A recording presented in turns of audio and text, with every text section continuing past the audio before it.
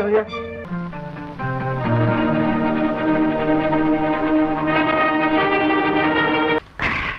நீ யார்? நாடோடி. டாக்டர், இவன் உன்னுடைய தம்பி.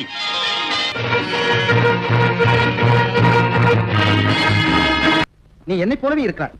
எனக்கும் அதுதான் ஆச்சரியம். என் பெற்றோருக்கு நான் ஒரே பிள்ளை. என் பெற்றோருக்கு நானும் ஒரே பிள்ளைதான்.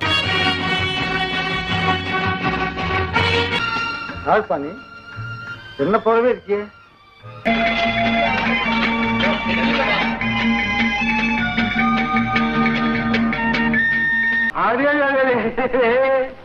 இது ஆச்சரியமா இருக்கு.